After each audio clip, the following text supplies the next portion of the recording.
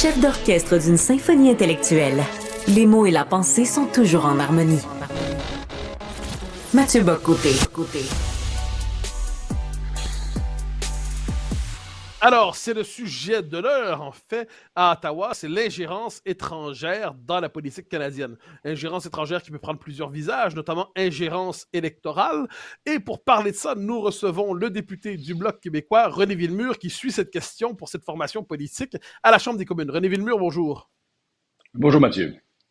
Alors, question, la commission va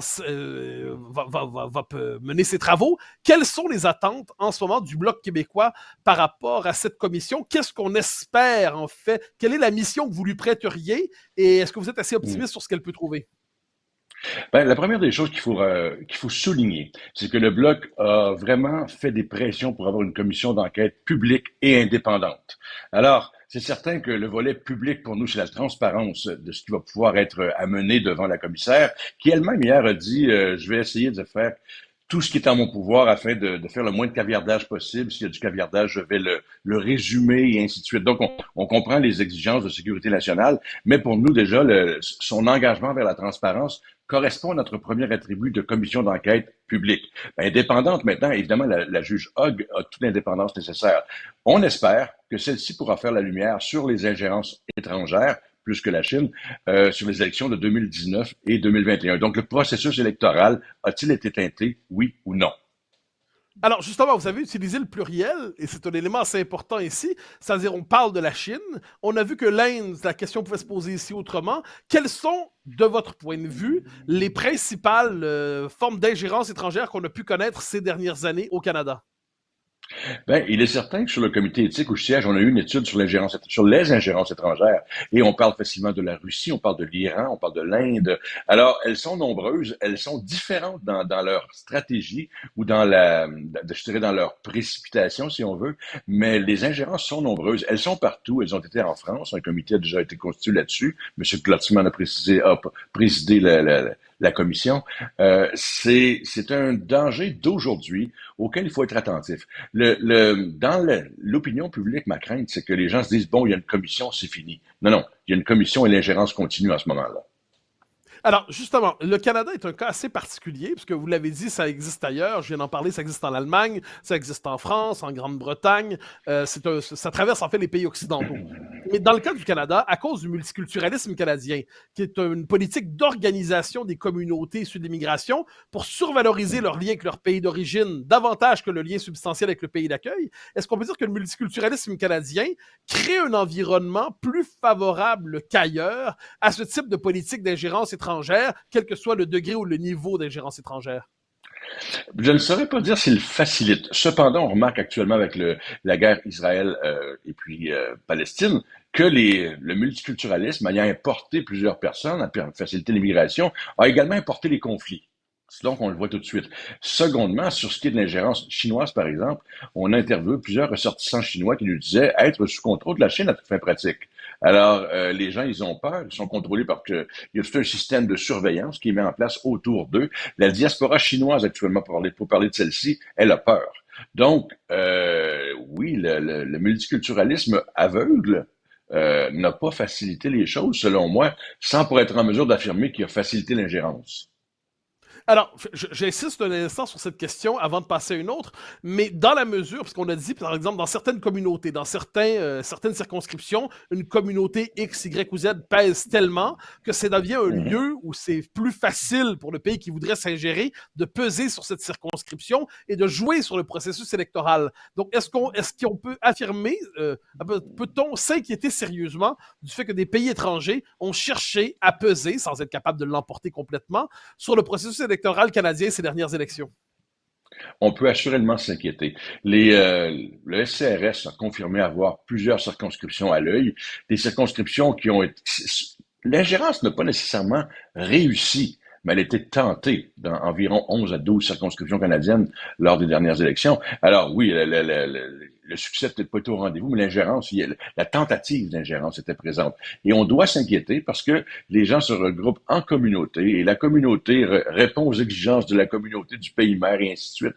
Donc, il y a vraiment quelque chose c'est assez pervers parce qu'encore là, je prends la communauté chinoise qui était particulièrement interpellée à la commission, au comité éthique, je m'excuse, et puis les gens avaient peur. Ils se disaient, j'ai peur, je suis surveillé, les postes de police chinois, là, on parle au Canada, on sait qu'il y a des hôpitaux chinois, on sait qu'il y a des services d'immigration chinois qui, en bout de ligne, contrôlent l'information sur tous ces gens-là. Là. Alors, les gens sont vulnérables parce qu'on leur dit, écoutez, si vous n'êtes pas un relais plus ou moins actif, dépendamment des gens, de la politique du pays, ben, écoutez, votre famille va payer le prix l'autre bout. Là.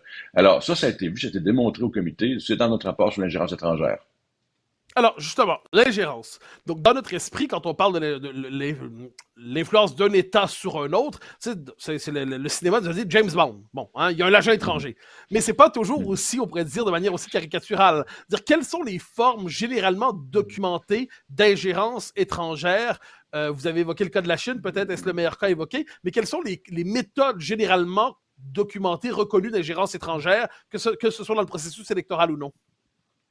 Ben justement, je vais sortir du processus électoral un instant, puis c'est le but de la commission, elle va s'y concentrer. Mais on remarque que l'infiltration dans le monde académique, elle est extraordinaire. La captation des élites, la captation des brevets, c'est quelque chose que l'on voit beaucoup. Donc, le vol de secrets industriels, si on peut l'appeler ainsi, c'est pratiquement ça. La Chine est très active là-dessus. La Russie a des méthodes un peu plus différentes, un peu plus à court terme, si on peut appeler ça ainsi. Et puis, encore là, c'est toujours le but de s'emparer de quelque chose, un secret, une idée qu'on va pouvoir exploiter. On l'a vu avec la Chine, qui dans les laboratoires de santé, ça a été très actif. Quand on a parlé de la Fondation Trudeau en comité également, on voyait bien que la Chine s'approchait de l'Université de Montréal, puis de l'Université de Toronto à l'époque. C'est vraiment, moi, un des endroits qui m'inquiète en premier lieu, hormis les élections, c'est l'infiltration des universités. Et est-ce qu'on peut dire que le Canada, comparé à d'autres États étrangers, a un système immunitaire un peu plus faible quand vient le temps de se défendre contre l'ingérence étrangère? On a l'impression, peut-être est-ce une illusion, hein, mais que le Canada, c'est un peu le ventre mou en ces matières du monde occidental. Moi, je trouve que le Canada a été naïf, voire extrêmement naïf face à l'ingérence étrangère, parce que, d'une part, le gouvernement Trudeau a une politique étrangère qui est un peu floue, et puis, deuxièmement, lorsqu'on a levé l'alerte, nous, puis c'était au mois d'août 2022, ça a pris pas mal de temps avec que les choses commencent à bouger, et quand elles ont commencé à bouger, elles ont fait du surplace. La nomination de M. David Johnston, que l'on a finalement pu réussir à exclure là-dessus, qui était, je ne conteste en rien sa compétence. Par contre, il était trop près de l'action. Il était en lien direct avec M. Trudeau. C'est pas quelque chose d'acceptable. Mais tout ça, là, ça a été de retard en report. Et puis, jusqu'à temps qu'on arrive à la commission. Mais on n'a pas voulu, on a nié, tout le printemps dernier, on a nié l'existence de l'ingérence étrangère. Je pense que c'est une grande naïveté. Et cette naïveté-là, dans un pays de la taille de celle du Canada, c'est inadmissible. Alors, qu'est-ce qu'on peut attendre de la commission publiquement? Parce que dans la mesure où on constate qu'effectivement ça dépasse l'influence de tel ou tel James Bond, est-ce qu'il n'est pas sans intérêt, est-ce qu'il ne serait pas intéressant, pardonnez-moi, de documenter publiquement au maximum les processus par lesquels cette ingérence étrangère a lieu pour que ça soit intégré dans le débat public lorsque vient le temps d'aborder toutes ces questions? Est-ce qu'autrement dit, derrière le prétexte de la sécurité nationale, on ne cherche pas en fait à évacuer du débat public ce qu'on va apprendre dans cette commission? La commission a deux phases. La première, c'est la recherche des faits. Et puis, lors de cette phase, on va autant que possible rendre public les documents qui permettent de comprendre qu'est-ce que l'ingérence étrangère, quels en sont les impacts, comment ça fonctionne. La deuxième phase va être une phase d'établissement de politique publique pour éviter la situation. Donc, je crois que dans la première partie, les médias et les gens devraient porter une grande attention parce que beaucoup va être amené à la table. Il est certain qu'au prétexte de sécurité nationale, il va y avoir des éléments qui ne pourront être rendus publics. Mais la juge, dans ses communications, a vraiment indiqué qu'elle était pour faire tout ce qui était en son pouvoir afin de rendre public, ou, si c'est pas le texte original, un texte résumé, afin que les gens puissent comprendre. Moi, ce que je remarque, quand on a eu la commission sur l'ingérence étrangère, les gens ne comprenaient pas ce dont il s'agissait. Ils étaient naïfs, ils se disaient, c'est ailleurs, c'est pas grand-chose, c'est à un endroit au Canada. Non, non, non. c'est partout. Je veux dire, les liens économiques entre le Canada et la Chine sont immenses. Ils continuent. Certains de ces liens-là causent problème ou des inquiétudes. Et puis, je crois qu'il faut s'y intéresser sérieusement. Il est temps que l'on mette nos culottes, comme on dit ici, là, et qu'on agisse vraiment en pays qui a cette place-là dans le monde. René Villemur, merci infiniment pour votre passage et on va suivre les travaux de cette commission avec grand intérêt. Merci. Merci. Au revoir.